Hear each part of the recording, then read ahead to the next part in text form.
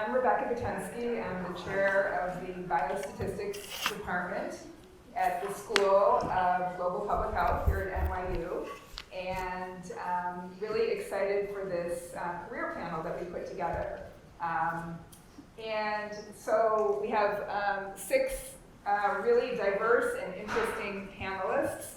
And hopefully they will, and I'm sure they will, provide us all with a wide range of information and views on what you can all do as biostatisticians, or data scientists, or data analysts, or whatever you want to call yourselves, people that work with data.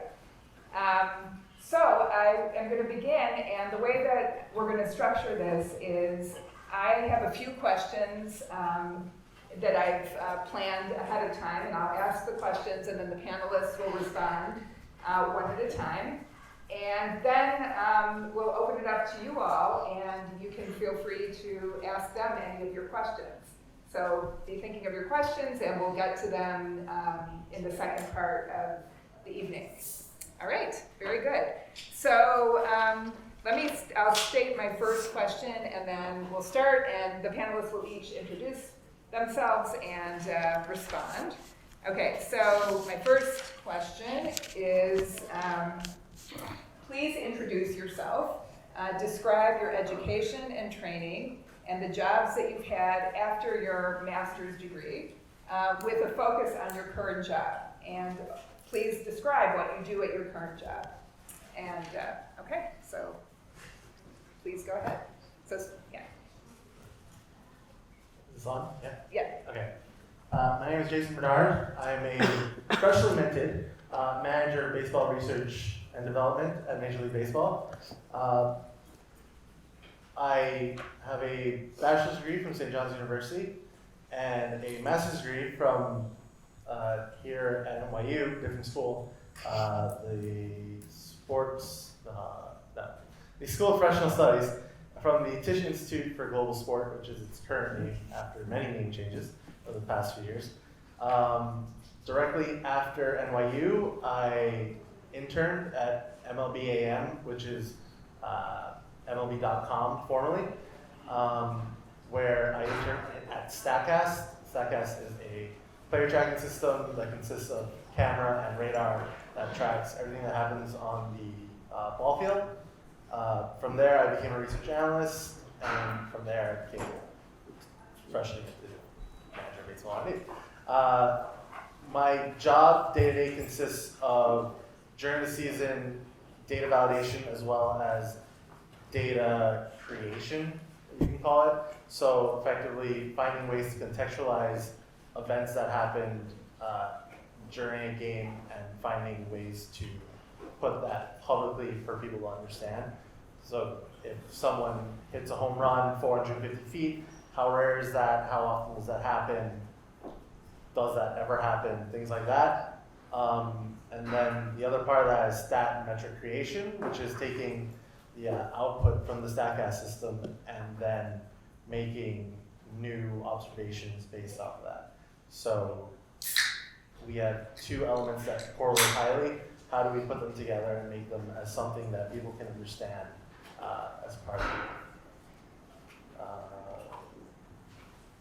Is everything on there? I think so. I think so. Thanks, everybody. Thank you to NYU. Thank you, Dr. Butensky. I studied in undergrad. I would. Sorry, your name. Oh, sorry. Right. My name is Alan Fader. I'm a principal data scientist at Invesco. Invesco is an asset management financial services company with locations a bunch of different places around the world. In the U.S., it's mostly Atlanta, Houston, and New York. I was uptown at Columbia. Undergraduate, I studied math, and I got a master's in statistics. Graduated about 10 years ago. In the past 10 years, I've been working in a variety of different data-related jobs, all within the general financial services industry. Worked in insurance, risk management. I worked as an actuary for a bit, and then for the past 6 years, I've been focused on data science. In the past year and a half, I've been at Invesco. I would say my current job, our team works as basically an internal consultant. So Invesco is a pretty large company, and lots of different segments within the business might come to our team to try to collaborate on some type of data-focused or machine learning-focused project. For example, I've worked on predicting real estate prices, trying to use natural language processing to analyze certain types of transcripts. And our team has worked on other projects, all within the focus of helping other people in the company be more successful in their jobs. As a data scientist, I am involved in all aspects of the project, both kind of from the beginning defining the project. Often it comes to us to figure out exactly what a project entails, gathering the data, building some type of statistical model, and then communicating the result back to whomever it needs to go to. Thank you. Hello, everyone. My name is Andrea Knezevich, and I work at Memorial Sloan Kettering Cancer Center as a biostatistician. So I did my undergrad at Cornell in biometry and statistics, and I graduated in 2008. And after that, I was recruited to work as a data analyst at Emory University in Atlanta in their Department of Biostats. I worked there for 2 years, and then I went back to earn my master's degree in statistics at Georgia Tech, also in Atlanta. After I graduated in 2013, I continued to work there for a few years, and I moved to Memorial Sloan Kettering in 2017, so 3 years ago. And at M.Sc, in the biostats department, we work mostly in collaborative roles with the clinicians, with the oncologists and the surgeons mostly. So we work on clinical trials with them and different types of clinical research projects, and that involves being involved with them with study design or developing institutional protocols for their research studies. And also data analysis and eventually manuscript preparation for their research projects.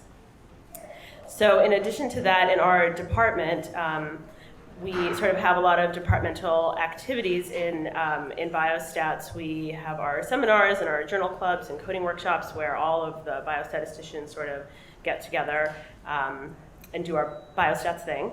And in addition to that, we review all institutional protocols for the biostatistical element. So all research that is done at M.Sc sort of goes through us.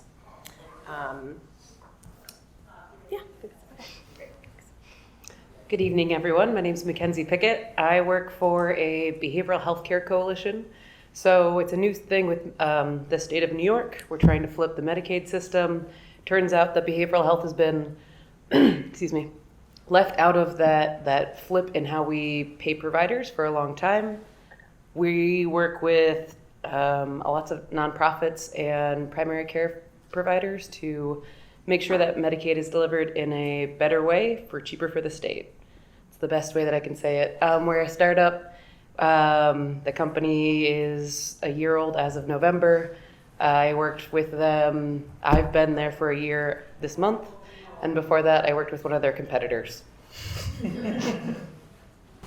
Hi everyone, I'm Bin. So I was at the MPH program and I majored in biostatistics. I just graduated last May, and after graduate, I joined Eisai, which is a top Japanese pharmaceutical company, and I work as a SAS programmer analyst. So my main responsibility is to perform statistical analysis and produce relevant outputs, and work with statisticians and other programmers to ensure our results follow the guidelines, regulations, SOPs, and prepare those results to submit to the FDA. And in an easier understand way is that as a junior programmer, so most of my time at work is spending generate tables, listings, figures, And sometimes help statistician to revise the table listing shells. So that's my works. Hi, I'm Adam. Adam Stopek. I'm a data scientist manager at Google. I did my undergrad at Hebrew University in Jerusalem in statistics, and finished there about 10 years ago. From then I went on to work in government as a statistician, but I always knew that I wanted to work in tech. And so after about 2 years learning there, doing statistical analysis, I went to an ad tech company where I was working I was learning about big data. It was right around 2012, right when data science was becoming a thing. And so working with really large data sets really excited me. Working with new technologies really excited me. So there I was working for an ad tech company to optimize ad revenues, increase click-through rates, it's building recommendation models, figuring out who's going to click on what ad with the highest likelihood. After about 2 years there, I was the most senior data scientist. And that's not very good to, be inexperienced but be the most senior person. And so I was looking to learn more. That's when I started a master's. And I started it at CUNY. They have a data science program, part of their School of Professional Studies. And at the same time as I was starting that, I also applied to a job at Facebook, also an attempt to be able to learn more. And I got into there. I got into Facebook. And after about a year of Facebook, I realized it was really difficult to try and juggle both a full-time job and full-time studies. And gradually, I withdrew from school. I don't regret that decision, but it's not, I wish I had a master's, so stay in school. When I'm comparing myself to my peers sometimes, it is something that comes up, why doesn't he have a master's? But I do have a lot of experience. I spent 5 years at Facebook. I began as a research scientist, which is a quasi-engineer working on machine learning. There I was doing things around content moderation using machine learning, which was right at the beginning of when that started as well. If you Google my name, you might be able to find a patent about using machine learning for content classification. It's something really that I focused on while I was there. After about 3 years at Facebook, I moved over to Instagram, which isn't really a different company. There I was working on Instagram comments. So there was work is again same type of problem, finding, moderating hate speech online, and building models to do that. After about 2 years, Google approached me for an opportunity to manage a new data science team at YouTube. And so that's what I've been doing for the last year. The team I manage is working on creator success. So YouTube doesn't make much of their own content, and we rely on YouTubers to bring that content on the platform. So in order for them to be successful, we have a team of data scientists who drive insights, run experimentation, figure out what they should be doing better that would make them more money and make Google more money. And that's what I've been doing for the last year. Great, thank you. Okay, maybe send the microphone back, and I will tell you the next question, and I have a surprise question that just occurred to me as you're all talking. Okay, so the planned question is, please describe what are the most useful aspects of your education and training that you use in your current job? And the surprise question is, what to you is the difference between a data scientist and a statistician? So you can start with either one. Oh, do I need Is to it turn still mine on? off? Okay. No, I just make sure. Okay. The difference between a data scientist and a statistician. That is a great question. In our case, in the sports case, I don't necessarily think there's much of a gray area in that. I think most people that pursue data science have also pursued some sort of statistics, have a background in that. Yeah, for us, it's not necessarily any gray area. That's a tough one. Okay, that's okay, we can, that is. that's okay, it was a surprise and we can come back to it.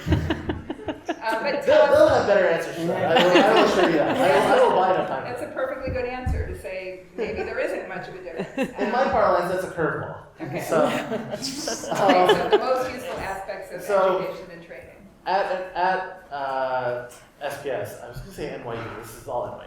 At SPS, I participated in something called Diamond Dollars Case Competition, which is a baseball competition where they give you a prompt that a team would have to solve. A situation that would come up kind of naturally for them, either a trade or a free agent signing or some kind of problem that they run into that they have to figure out. It gives students the opportunity to put themselves in the place of a team and how they would go about solving that problem. So that was my first foray into not only advanced baseball statistics, but also how to use, when I did it, more basic data science concepts that I didn't even know were data science concepts, and utilizing those. One thing that I use daily now that I learned during that time was SQL. SQL is a programming language that I use daily and should be the #1 thing that everyone has under their belt, period, end of story.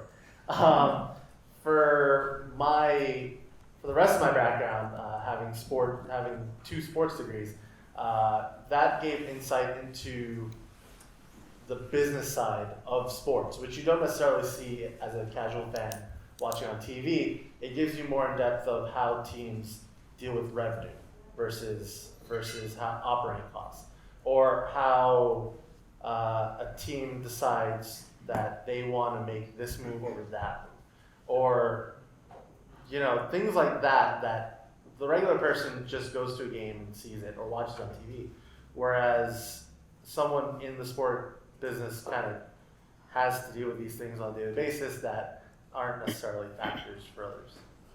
So I think that's my big takeaway from my background. Great, thank you. So I'll first talk about the background. Okay.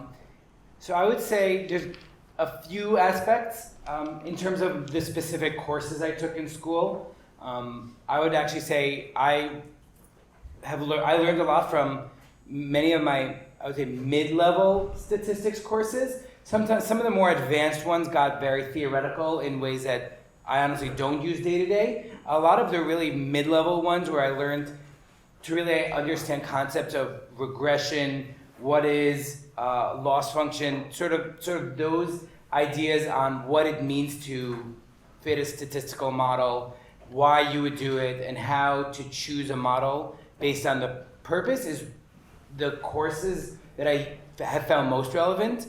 I also did work as an actuary for a bit, and the actuarial path requires a lot of exams, many of which aren't particularly relevant to me anymore, but many of which are. That had some other sort of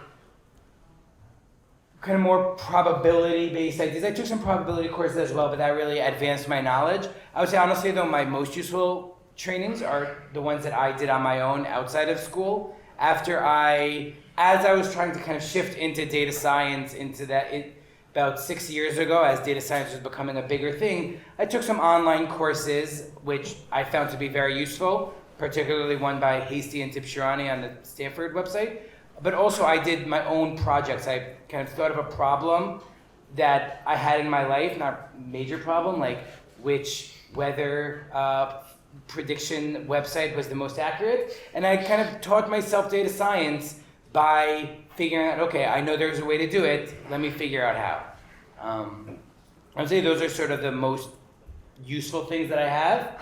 In terms of the difference between statistician and data scientist, my first thought was if you Google online data science Venn diagram, about 10 years ago, Drew Conway made a little Venn diagram of what is data science, where I think like one circle was like math and stats, one circle was computer knowledge, and one circle was business knowledge. But I kind of think, and data science was the combination of those. When I think of data science, I think of, it's not necessarily going to be always different than a statistician. I think statisticians might have deeper knowledge on some of the traditional methodologies. I think often a data scientist might have more knowledge about the computer science or the business side. Not that in many roles the statistician doesn't have that, but I would say traditionally the data science as a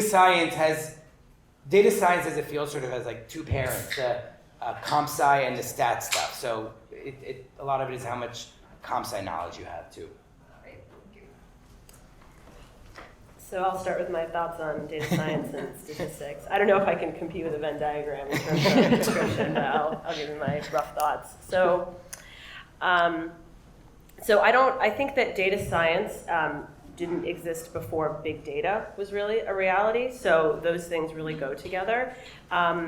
You definitely need statistics to do data science, but to me it's more specific. It's almost a subset of it where the goals are particular to data science, and I think of that mostly as predictive modeling in the context of business or tech or anything like that. So stats is just broader. You can have many more sort of different goals, but I always think of predictive modeling when I think of data science.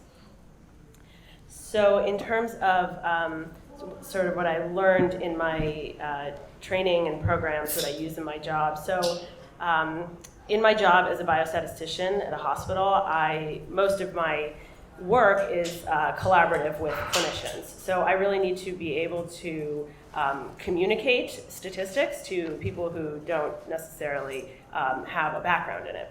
So as an undergrad, I was in a very applied program, biometry and statistics, where we were actually required to do stats consultation as undergrads. And so we took classes in being consultants. So this really prepared me. So as I mentioned before, I started working in biostats with just my undergraduate degree. So I was really sort of prepared by this. And then in terms of my grad program, I was in a pretty rigorous and theoretical MS Stat program. And I don't necessarily use a lot of the theory that I learned sort of in my day-to-day. I would say that at M.Sc as a biostatistician, I learned a lot of what I use every day pretty much on the job, like survival analysis. I had taken a class, but pretty much as soon as I got there, I learned way more than I learned in a class. But the rigorous program did sort of teach me to think like a statistician, I think. So in a way that's less sort of quantifiable as a benefit, but I'm happy that I stuck through those difficult theoretical classes.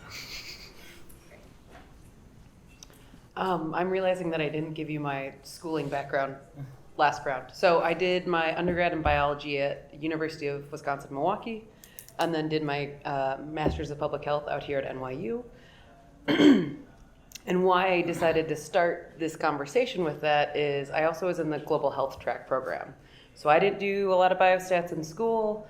I'm on a team of 4. So by default, I do a lot of data pulling and what I think of more as data science than statistics, because I don't do a lot of crunching the numbers. I work in Medicaid claims data, which the state has, and I get access to pull all that data. My job is to communicate that to our network, which I would say is the number one thing when you're getting through that class and you're like, man, I don't want to do another group project. This is why you have to do all of those group projects. So I have to communicate. I have to take the data, understand it, play around with it for a little bit, see how it works with our network, and then communicate that to people who may or may not know what any of that means. And I think that when you're in your last part of each semester and it's crunch time and you've got 6 presentations, 2 posters, a paper and a half, and somehow 4 other group projects, but you're only in 3 classes to do, this is the reason that you're doing all of those things, is because, excuse me, I'm fighting a little bit of a cold here, because you're gonna need to take all of that into your work and say, here's my background. I need to not assume that everybody has the same background. How do we get on the same place so that we can move forward together? And so working with the network that I work with, which is everything from social determinant of health providers, so people who go out and help with homelessness, to primary care physicians who might not even ask if someone is homeless, right? So you have to get everybody in that long chain of holistic health with one goal. And the only way that you can do it is if you're communicating one message. And you have to do that as the expert. You have to do that as the expert of data. You have to do that as the expert of what it means to do whatever your job is, whether that's baseball or you're working at Sloan Kettle Moraine. Like, you have a job, you know what it is, you're trying to get everybody there. You have to be the conductor. So I would say that the number one thing that I learned was communication, because you're going to need it whether you are the person behind the keyboard and actually figuring out what people need to talk about and communicate that to the person who needs to talk about it, or you're the person who has to be in the boardroom telling your big hitters of your team what all of this means and where you're going to go in the next step. As a person working in a pharmaceutical company, I think in our company, the biostatistician will use our clinical data to prove a drug is safe and effective. And we need to submit those results to the FDA to get their approval. So FDA have many regulations, guidelines, and they have many very rigorous criteria. So as a biostatistician in a pharmaceutical company, you don't need to have a creativity. So you just follow those guidelines, you present those results. So yeah, that's it. But you need to be a very, very careful person, because you need to be a mistake zero person.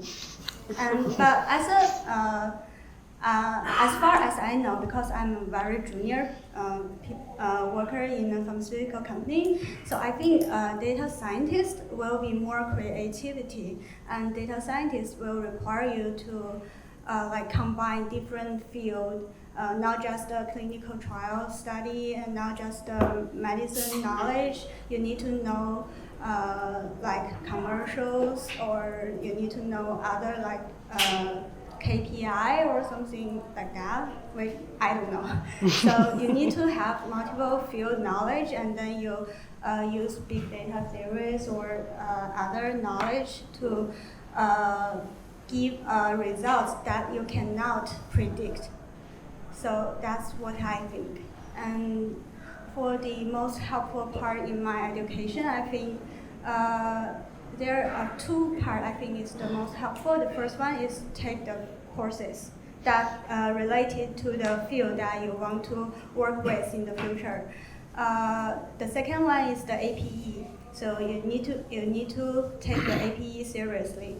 For the courses, I think. Sorry, I'm going to interrupt. APE is the Applied Practice Experience, the summer internship. Yes.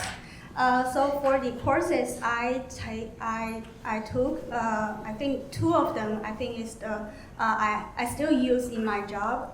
Is the first one is the analysis epidemiological data using SAS. So after I took this class, so I have a basic knowledge about how SAS work, and then I prepared the SAS base programming certificate after this class. So if you want to work in a pharmaceutical company, I recommend you to prepare for this exam and get a certificate. Another course is the applied survival analysis, which is Rebecca's class. So I still use the knowledge from the survival analysis is like a math. It's a required course if you want to join pharmaceutical company. So right now I work with an oncology group. So our patient will be cancer patients. So we still use the progression-free survival analysis to decide if drug is efficient and safety. So I think those two courses is the most important part. And also the APE. The APE, I think it's like you can have an idea about how to perform researches. So you will get when you do the research by yourself, it's not like the way you read a paper. And another aspect of it is you can have a very good connection with professors. So networking is a very important part to find a job here in the US. So if you know professors and you can have a good connection with your classmates or your coworkers, so those people may know some jobs that isn't posting to the market yet. So another important point for international students is you can get this APE opportunity as a great opportunity to practice your English. Because when I did my APE, so we have weekly meeting. Professors will sit there and listen to you carefully. And sometimes you can express yourself clearly. They can correct you. I think nobody will do that in your future job. And I'm very grateful that my professors is so nice and they are not my current boss. Or I will get fired. So just take the APE seriously and seize this opportunity to practice more and build your networking. Yeah, she's not the only one who mentioned the practical experience that you get while you're in school. I think Alan also mentioned, and for me, that was also what did it. I had a professor in my last year of my BA. Until that point, I didn't actually know what I could do with statistics. I thought, as somebody like math, and maybe statistics is more practical than doing a math degree. But I had a professor who was actually from the business school, and he had a business analytics class. And part of the class was actually to go out, work with businesses, use some of our statistical modeling to answer their business questions. It's a good thing I took that class because that's all I've been doing since. And so the practical knowledge, those type of classes that you have the opportunity to be involved in, I think are really important. But beyond that, I also have a list of things that I thought were really important during my degree. Calculus, really important that you know how to calculate the slope of a line. You wouldn't think it's important, but if you ever want to do advanced machine learning, it's really important. Linear algebra, really important to be able to build regression models. Combinatorics, probability, all really important. Experiment design, it's all I do in my job is run experiments. And so a class in that was important. Sampling methods, I took a class on linear models, statistical inference, Bayesian analysis, time series analyses. I all found that those were all important. What's your name again? Min. What Min mentioned that I didn't find important was learning SAS. I never never used it outside of school. Maybe it's different in the pharmaceutical world. I would suggest learning some of the more open source platforms out there. R, Python, Alan mentioned SQL. Yes, I use SQL all day. Definitely. I think MATLAB is good too because there's Octave, it's open source. I don't use it that often. But SAS and SPSS, I know they use them in universities. I'm not sure why the university pays money for them. So that's it. Oh, difference between statistician and a data scientist. I actually like to talk about a data analyst, statistician, and a data scientist. I would say a data analyst is somebody who counts what is. A statistician tries to count what will be. And a data scientist tries to do that, but in a computing environment. Has some basic computer science skills so that they can continually run and predict what will be, learn from past mistakes, retrain models. I think that is that's maybe the difference. That Venn diagram, I've seen it. It's great. That's the answer. Great, thank you. Before we get to the next question, for those of you here, I'm just going to take the opportunity to let you know, in case you're interested in any of our master's or PhD programs, we have 2 new courses in statistical computing in R that we are bringing on next year. And we've changed the requirements even since the short time that you've been with us, and people will have an option now of learning SAS and Stata or learning in-depth R computing, because people have different needs depending on where they go. So anyway, we're excited about that. Okay, great. Oh, and also I just wanted to follow up on what Ben was saying. So in terms of creativity, I just will let you know, because I'm a little older,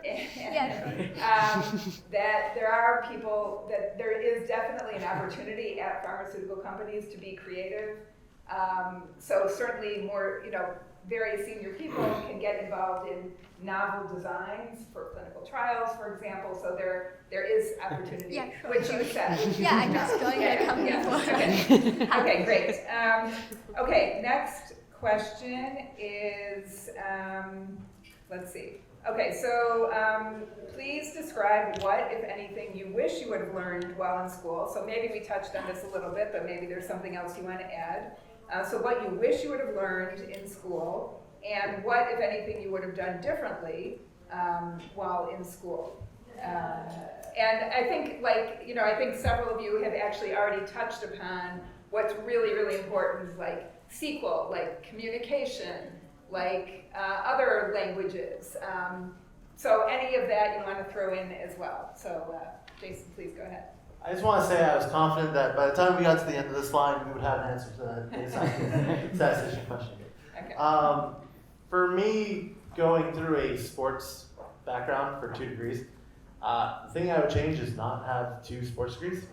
I would have probably focused on a more broader scale stats degree or data science degree or something of akin that would be more applicable to other industries. The thing you find is if you're in the sports industry and you have 2 sports degrees and you try to make a career change, they tend to try to figure out how to fit a sports degree into, say, general business, right? So for me, it would be try at least have 1 degree very broad. The other thing that McKenzie and Andrea hit on, dead on the head, is that finding ways to communicate data that no one has any idea what you're talking about outside of your industry in plain English is the biggest thing anyone working with data can do.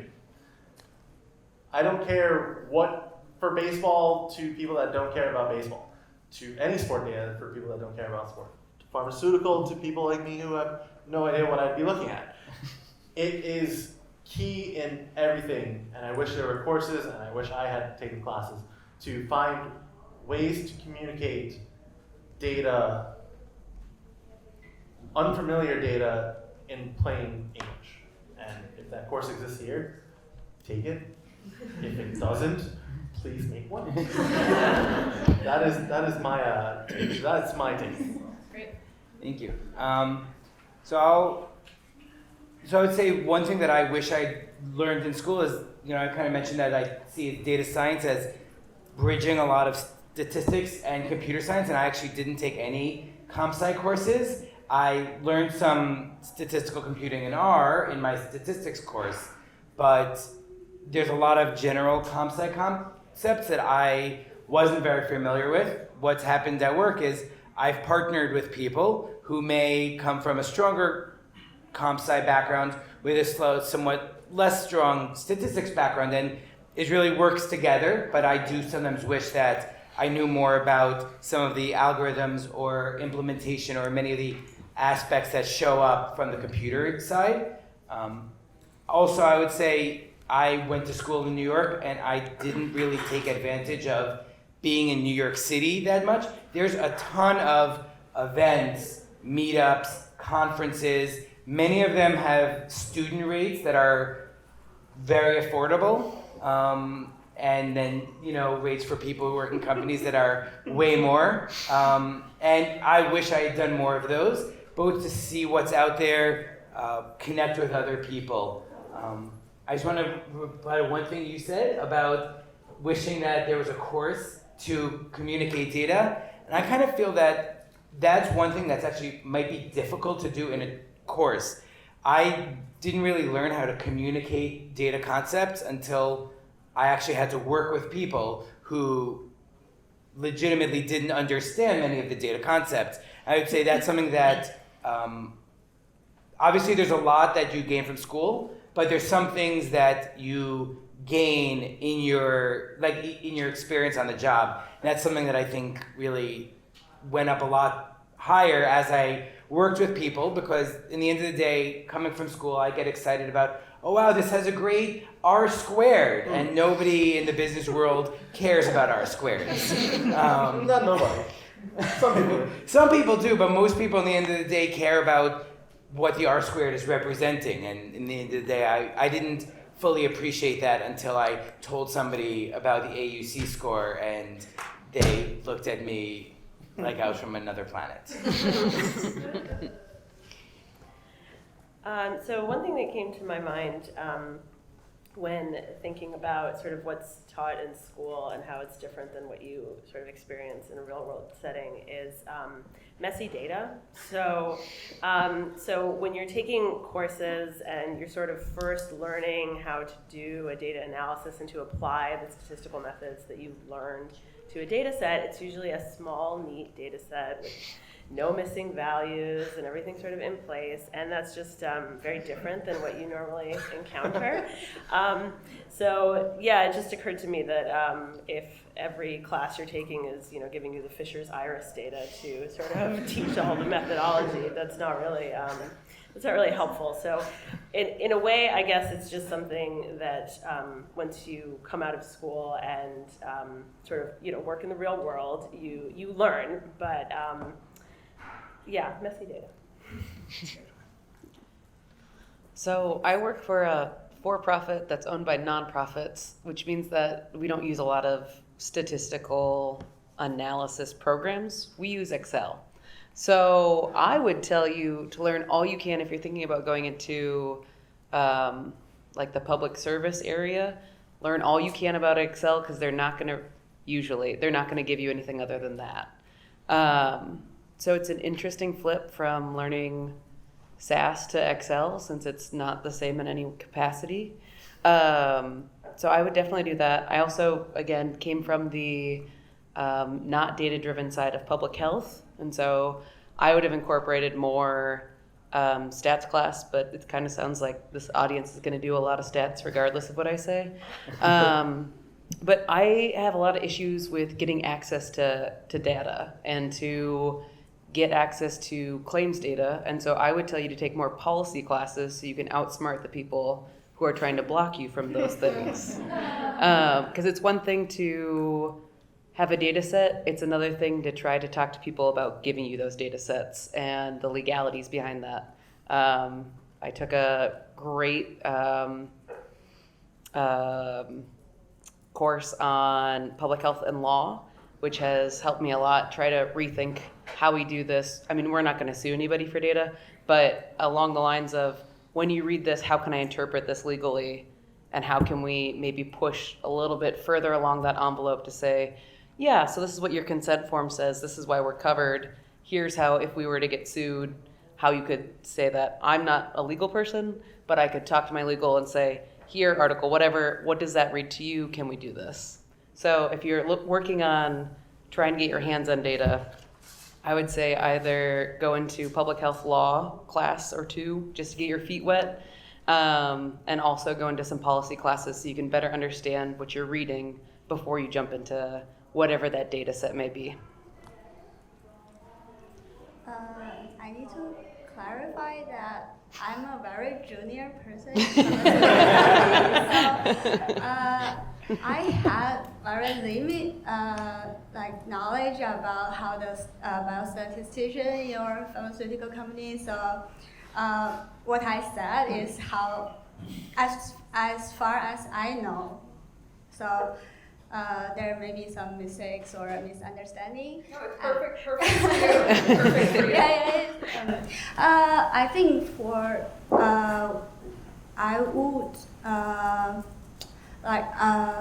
if I had a chance to go back at the first year of my master program, I will apply summer internship as early as possible. Because as a first year international student here, I didn't realize how important is the summer internship will be.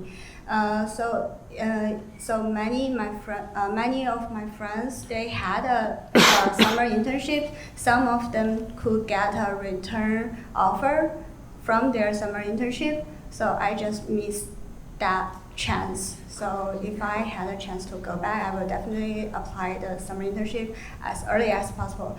And another point is, I would definitely recommend you to learn as many software as you could. So not just the SaaS, because SaaS, in fact, very limited field will use SaaS. Most of them are pharmaceutical and some banks.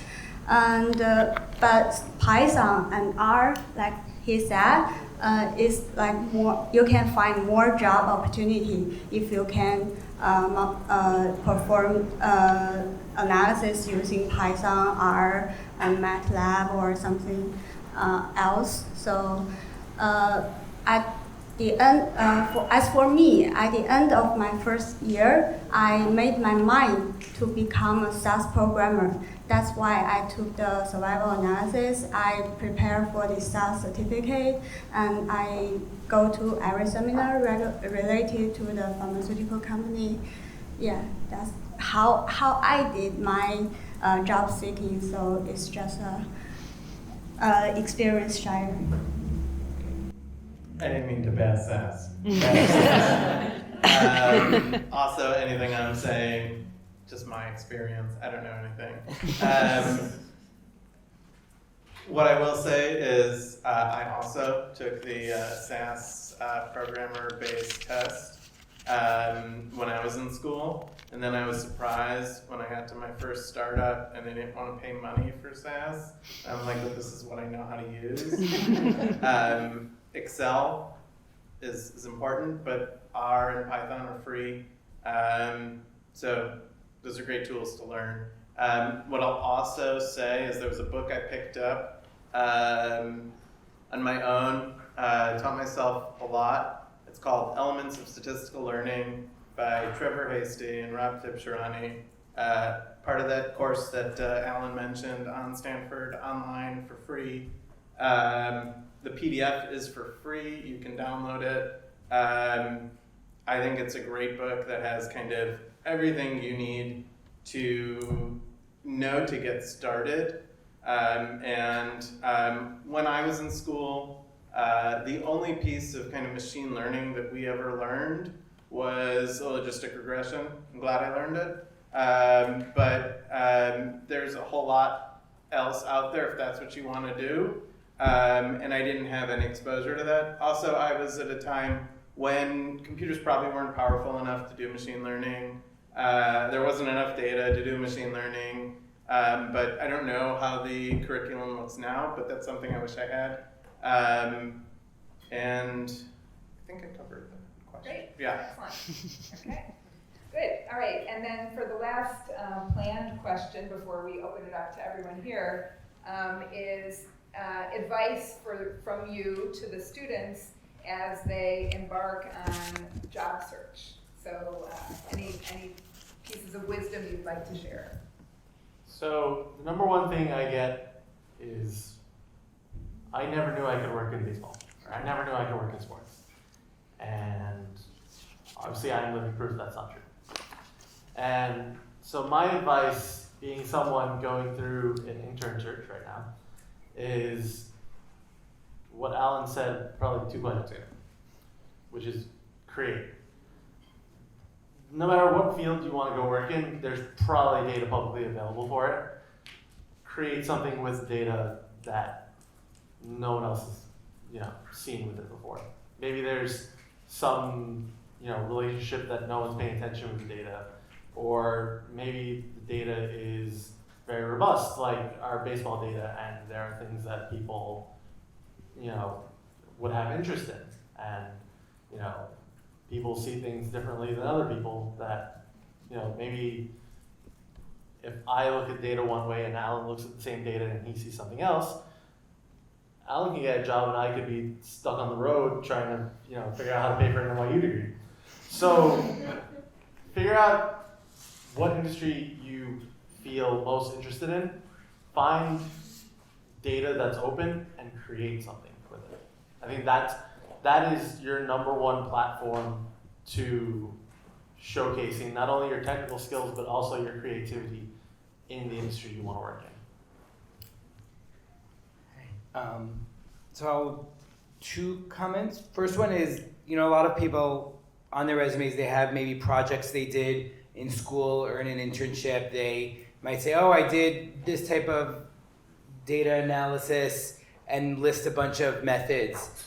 I think it's really important to just fully understand the reasons for everything. It's not quite as important to have done the newest algorithm, the newest methodology, mention lots of acronyms, but when you kind of I think one of the most important things in general is to be able to understand how data or statistics relates to the question at hand. And that can, I think, show through based on maybe some discussions you have. The other thing is something, maybe, I don't know if it's slightly different than what you said or not, but you should consider looking into jobs that might not match exactly what you want to do.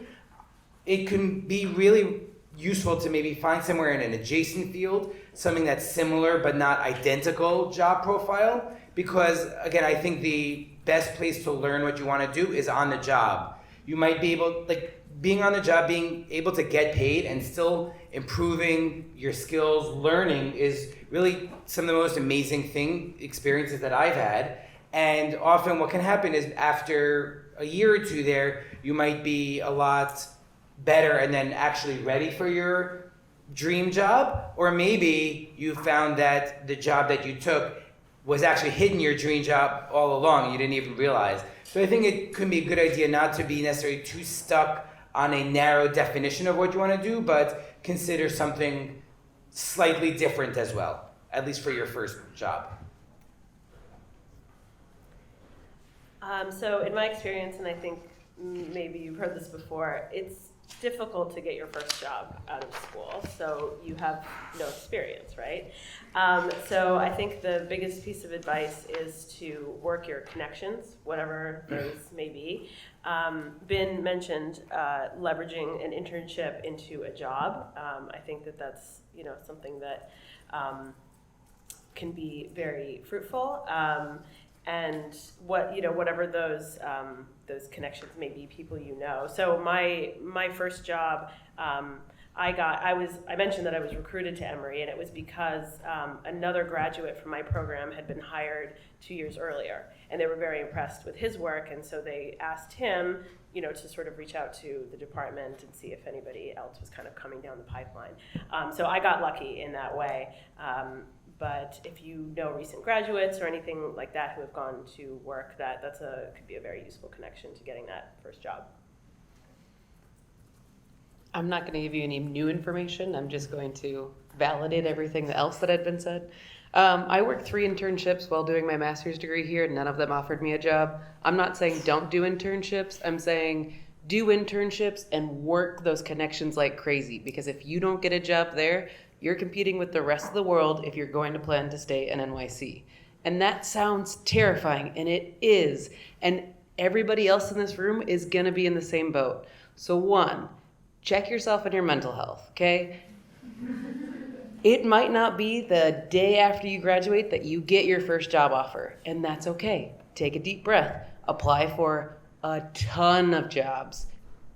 But also remember that can't be your full-time job because you will go crazy. Because you're competing with all of the world. It's the best and worst thing about NYC is that it's going to push you in ways that you thought would break you, and then you're going to get past it and be like, I'm employed now, it's fine. So I would say work your connections hard. I got in with one place through someone who knew someone who just happened to be able to put my resume where it needed to be at the right time. They were not great. And then I moved to their competitor because I knew that they were looking for another person.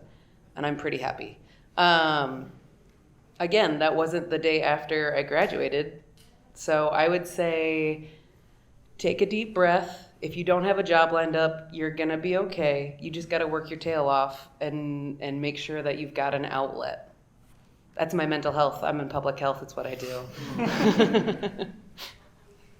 Yeah, my advice would be searching for job opportunity that isn't posting in the market yet. So that means networking.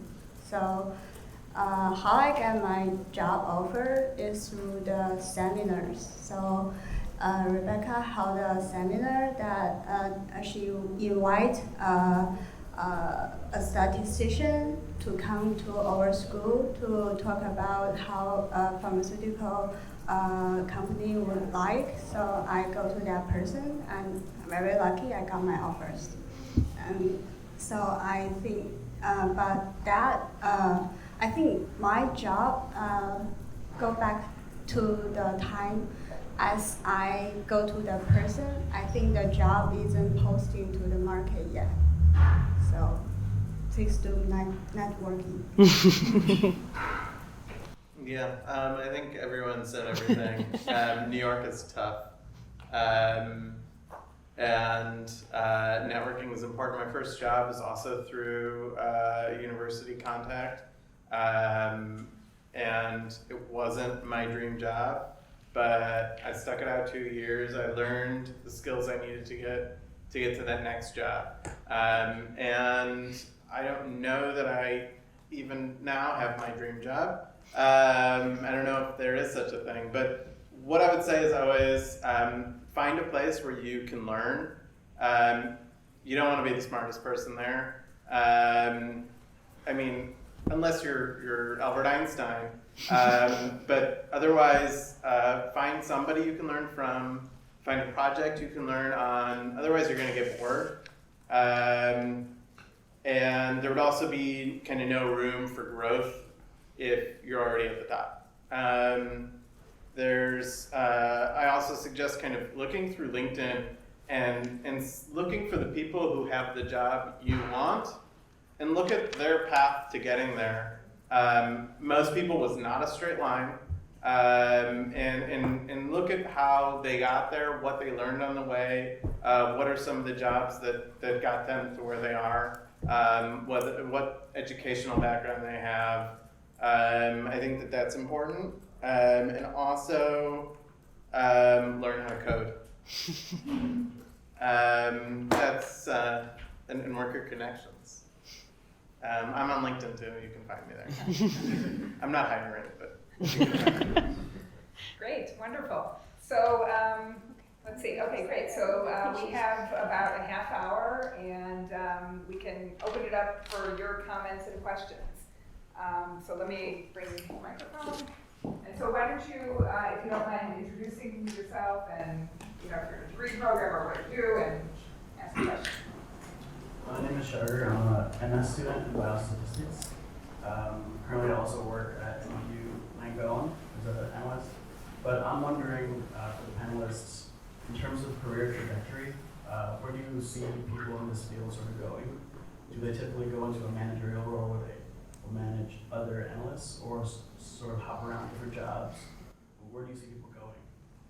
And anybody can take this. We don't have to go across everybody. So. You look like you had an answer. I guess part of the problem is there's not one answer because data science as a term is 10 years old. It's I think as a field, people haven't defined yet what exactly the next steps are. I have seen people go from kind of a data role into a business role. I've seen people go from a data role into a pure software development role.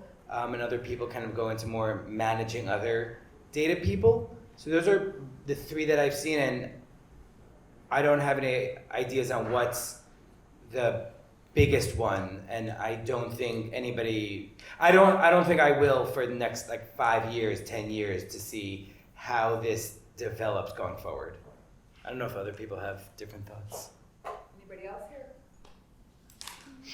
here? Okay, Ben. I need to say, as far as I know, that if you want to be a programmer, you can do a programmer for life. In our company, there are some senior programmers. They are really senior. So you can really, if you want to stay in this field forever, you can just stay here. Yeah. Okay. Even as a data scientist, you can be a data scientist, not a manager, for life. There are companies that want people like that who really just want to be the best at their job and don't want to manage people. They want to, they pay you the same as the most senior manager as well. So it's not like an issue of compensation. Managers don't make more. At least any of the companies I've worked at. So I think it's all about kind of what you want and what the next skill that you want to learn is. If that's going deeper in statistics, then that's great. If in my case, what I wanted was to grow other people's careers, and that can be done with mentorship or with management, and so that's what I went for. Great. Other questions? Introduce yourself. Hello, my name is Chris. I'm an MPH student here in biostatistics. I'm also very infamous for asking lots of questions. So my first question, I guess, would be, sorry, I'm going to use you guys' first names, but for Alan, Jason, kind of both of you guys. So you guys kind of did some comp sci. You talked about SQL and you talked about this comp sci. Could you give some advice on maybe a timeline of learning these things on your own and actually getting to apply it in your fields? Because it's kind of like a broad term, and I know some of it, but I don't know what's really useful in the real world and things like that. So if you guys could just give some insight on that. I think Adam hit it on the nose earlier with Python, R, and SQL. Those are literally our bread and butter at LB, and we don't necessarily play favorite to any, really. We kind of put people in their best position to succeed. So if someone is really good at Python, then we'll find ways to make the most of your Python skills. If they're really good at R, make the most of those. But for us, those three are the staples, right? Timeline's really funny. For me, I had the biggest problem trying to figure out SQL. And to anyone that knows SQL's kind of easy to kind of follow. The only reason I figured out how to solve SQL, I figured out SQL in a week because I had a data set that interested me. There's this thing called the Llama database, which is filled with baseball data. And there's this great Udemy course by Charles Redman that taught SQL in MS Access, and also concurrently taught R, but like a SQL-y type of R. And so I learned that in a week, and then applied for the internship that I eventually got, and that led to this. So let that be known that as long as you're interested and you find something of interest, by God, you will find a way to get that done and learn. So that is my advice in terms of timeline of figuring out how to program, is finding something that interests you and finding a way to adapt what you're learning to that interest. I would say before I was a data scientist, when I was working as an actuary, I did a lot of Excel, as you were saying. I got really into it. I learned all those formula functions, could do any VLOOKUP. I started learning some of those VBA macros in the background. And that was, I guess, my first entrance into sort of the more of the programming, because behind Excel is Visual Basic, which is a programming language. So, that was kind of, I would say it definitely came in steps, where I first did Excel, formulas, then some programming behind Excel, then I decided to learn R, and R is now my favorite language, especially the tidyverse stuff, if any of you do it. But one aspect, I guess, when I was talking about comp sci is I work with a bunch of software engineers. If I have a predictive model, they're often involved in putting it into some type of production where maybe something can go automatic. Or if I need some type of data set, other people are involved in automating the feeds. And those are aspects in which I still know very little. And people kind of tell me what to do, and I can maybe simplify and fit into their frameworks, but I don't know as much as I wish I did, in terms of maybe the aspects that are slightly to one side of my job. And I think I kind of be better off if I did know those. But in terms of the kind of language, I would say, Excel can be considered a programming language. It's obviously not like code, and in many ways, there's R, that it won't work in certain fields, and even in my field, but just being able to think through things in that type of logical framework, it is helpful. So I think that's kind of some of the steps that you can use to the place you want to go on your journey. Actually, additional timeline. There is no timeline because it's a field that's continually growing, right? So right now, SQL, R, Python are probably top, but tomorrow it could be something else, right? So timeline is no timeline, but for present, this is obviously our perspective of it now, today. Thank you so much. Great. 7:30. Other questions in the room? We'll come back to it. Hi, my name is Alan. I'm a first year student, MS student here in Biostatisticians. I have a question for Alan and Adam. I just took some beginner level machine learning courses, and they really inspire me a lot. As I'm looking for some research topics for the summer, I want to ask you, in what aspects do you think machine learning method can play a role better than traditional biostatistics method, mainly like regression? And in particular, do you think there are some gaps between what we have been applying in data science discipline and what we apply in public health data and clinical data? I don't have any strong answers. I actually don't have a bio background or clinical health background. Sorry, so I don't have any direct answers about that. Wait, there was a second question. For example, like unsupervised machine learning in public health data. Yeah, I also don't have a background in public health. So, I mean, the truth is I was a little bit scared to go into public health. I didn't want to make a mistake and have somebody die.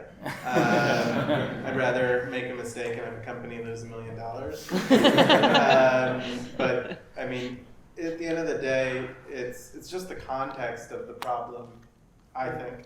And it's about finding the best methods to solve the problem. And I don't think that there's one method that's preferred over another. It really depends on the problem. A lot of things can be solved with a logistic regression or linear regression. That some people are using TensorFlow to try to solve. And I think about it as trying to use a jackhammer where you could use one of those little toy hammers. And that's fine, and it'll take you less time to do that also, and then you'll be more successful at your job. But I think that there are times when you do need it, and it's good to have kind of a background to know what method will solve the problem the right way. Is any of you familiar with the quote by Daniela Witten about, if you're a statistician, you call it logistic regression. And I forget, we can Google this. If you're something else, you call it data science. If you're something else, you call it something. Anyway, so, okay, good. Other questions?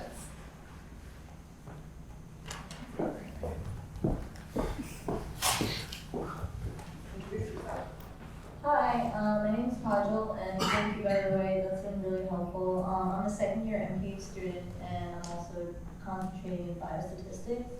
My question is basically for all of you guys. Just in the process of applying to jobs and during the interview process, do you guys have any interview questions that you guys remember that we could prepare for, or something that, I don't know, just stuck with you that maybe could be helpful for us?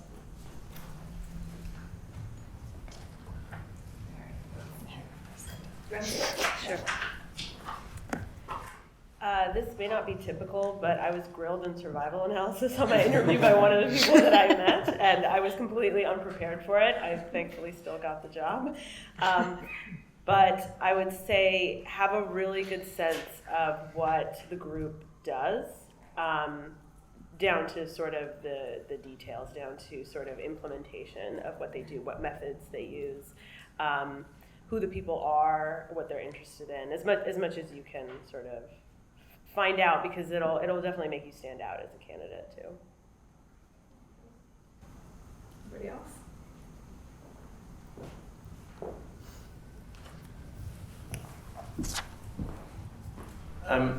I interview a lot of candidates, and I mean, the interviews are going to be specific for whatever job you're applying for.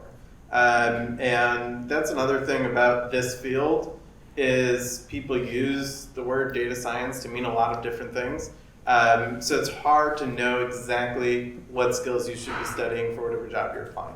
And that is going to depend. But what I find is going to be very helpful is some basic statistics, probability, things around experimentation are helpful. Significance testing. Most of the places I've worked at will require proficiency in SQL, which I actually think won't take more than a week. As was previously said, I didn't have an interesting data set. I just used, I think there was W3 Schools or something. Now there are better sites than that. But the ability, I think, also to break down whatever problem into its smaller components and think through logically is something that's always that we're always looking for. And to know the context of whatever company you're interviewing at, that was previously mentioned, is important, because all the questions that we'll ask you are based on the things they know, and they generally just know what they're working in. So to have that kind of context will help you. Thank you. Great. Anybody else have any pieces of advice about that? I would reiterate that to the extent that you can, learning as much as you possibly can about the nature of the job, like the survival analysis at Memorial Sloan Kettering, or about the people and what they do, if they publish, what do they work on, all that is really good. Just prepare as much as you can. Other questions?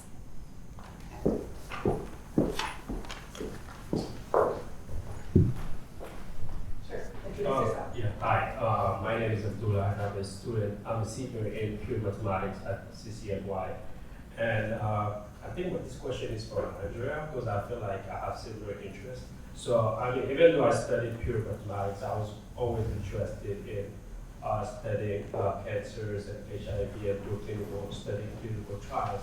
And I'm trying to go for a PhD, which means I am trying to do research. So I'm trying to be innovative and come with new theories. So I was wondering, even though I went to a specialized high school when I was a high schooler, I guess, in mathematics and biology, I consider my knowledge in biology very weak. So you said you work in a hospital where you communicate with the doctors. So I was wondering if sometime you happen to have small conferences or talk with doctors where they explain some stuff that you might not know in biology, for example.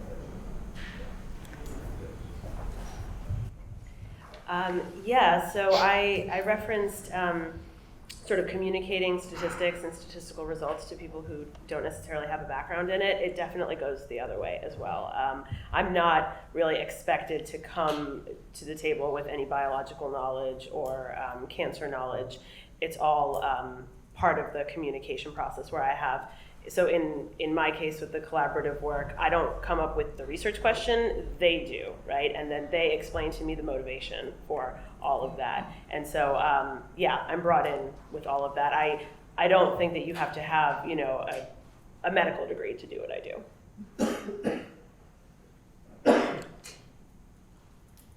So I work with a lot right now. We just got a grant for opioid use disorder. I wouldn't say that I'm an opioid use disorder expert, and I work with a lot of people who do Medicaid-assisted treatment. I don't know what that experience is like, and I don't know what it's like to be a doctor, and I know that there might be some stigma in the field, but you don't have to give advice about statistics or talk about numbers and be the specialist about everything. But you should get a general understanding, and asking them questions to show that you're interested in whatever they're working on that you're also working on the back end of is going to create that commonality of, oh, it's okay for me to ask you questions about things that I don't know because you're going to ask me questions and we can start that relationship.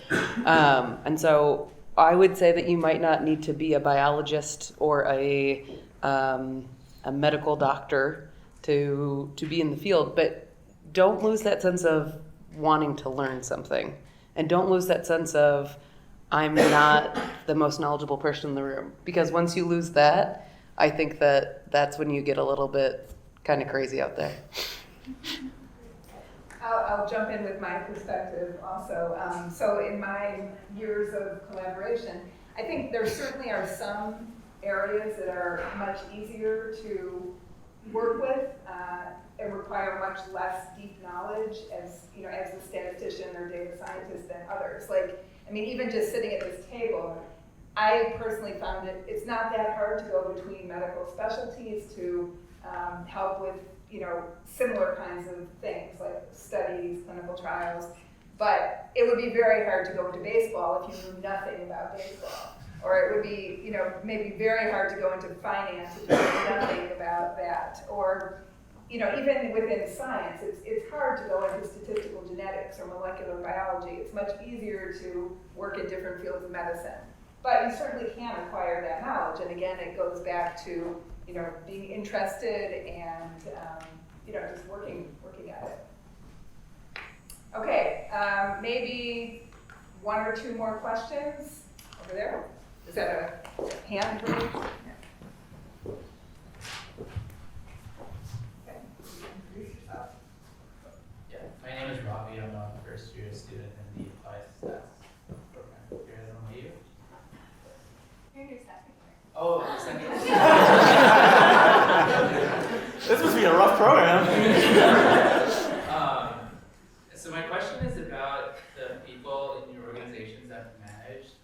scientists or statisticians. I'm wondering what are the things that they're being evaluated on and that drives. So, you know, are they being evaluated on maintaining a big system or increasing profits or reducing risk, things like that?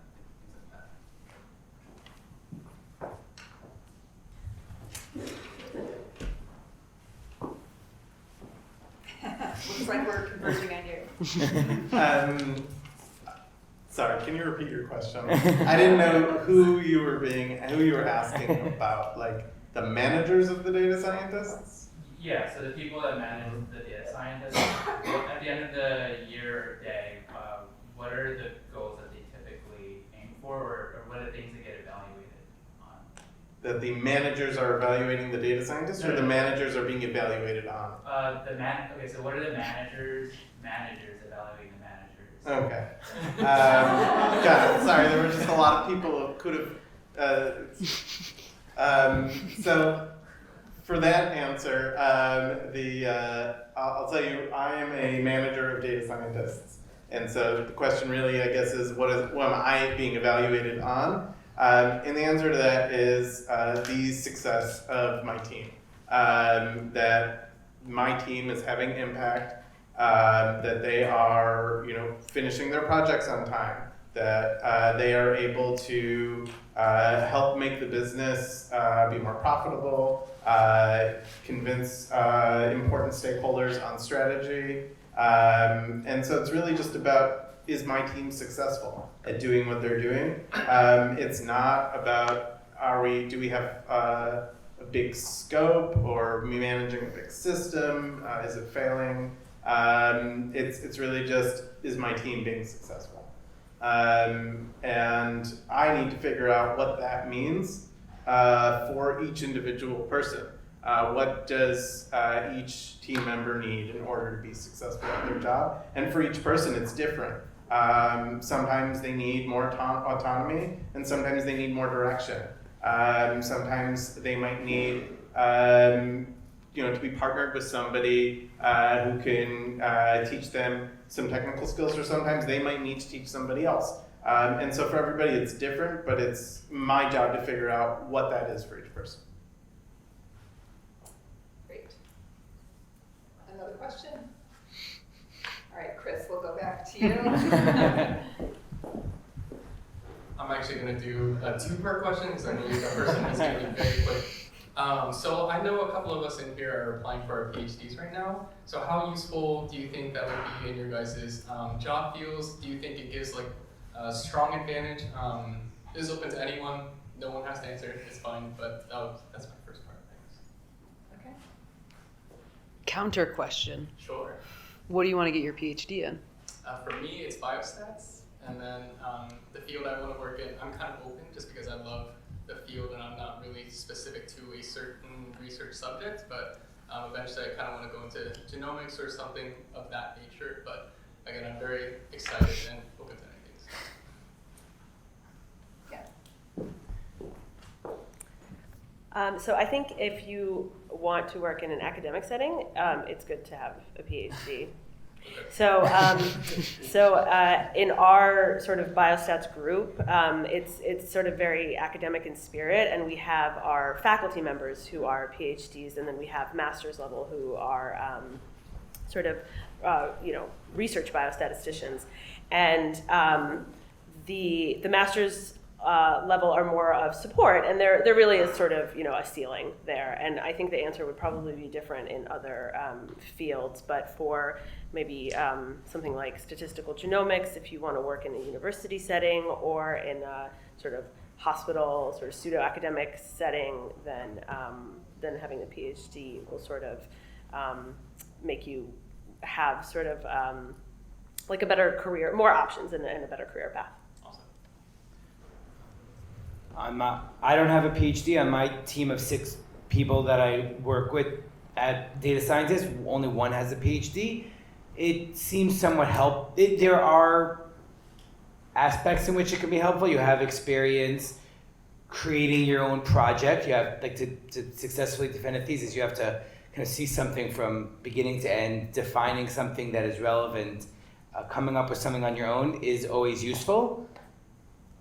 if your goal is if you're sure that you want to not work in academia, you don't want to work in an academic or a hospital setting, unless you kind of see that in the world there, people actually need it. I don't know if it's necessarily kind of worth the time, because you'd also learn other things if you got a job. On the other hand, there is benefit from kind of your experience as a PhD student, and especially if you want to do something in a university type context, it does seem very useful.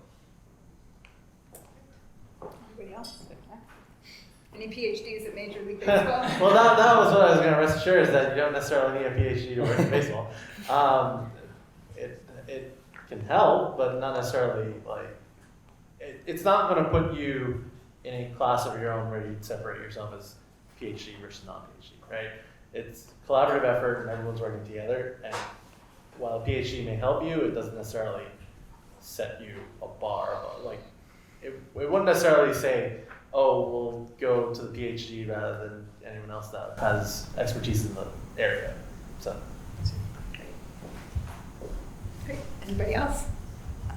If you want to work as a biostatistician in a pharmaceutical company, a PhD degree is required. So, actually, there may be 5% of person who work as a biostatistician doesn't have a PhD degree, but those persons need to have work experience, or they join the pharmaceutical company as a programmer in their first maybe 3 or 5 years to gain the experience, and then you can switch to biostatistician. But it doesn't mean biostatistician is advanced than programmer. So basically, in pharmaceutical company, programmer and the biostatistician, they do different job. So they cooperate together, but they do different part of the clinical study data. So if you want to work as a biostatistician in pharmaceutical company, so I highly recommend you to have a PhD. I don't actually have anything to add, but I do want to reiterate something I said earlier, which is go on LinkedIn, find the people who have the job you want, see what they have. In my field, you don't need it, but I don't work in a highly specialized field where you need to know anything about genomics. And if that's what you want, then I assume having a PhD would be helpful. Great. All right. Let me wrap up, and then we'll formally thank our speakers. But first, I want to begin by thanking all of you for coming. It's great to have everyone here, and I hope you continue coming to our professional development events. We have one coming up on our Markdown file, so those of you who are inspired to learn R and reproducible research, etc., we'll let you know about that. I want to thank Bardia Duderville in the back of the room, who organized everything and did a great job, and also Evan Wardell, who stepped in and helped tonight. And I want to thank our tremendous panel. This was so interesting, and I guess if I had to sum up right now, I would say 3 major takeaways from tonight are what's important: passion, communication, and coding. So let's thank them all.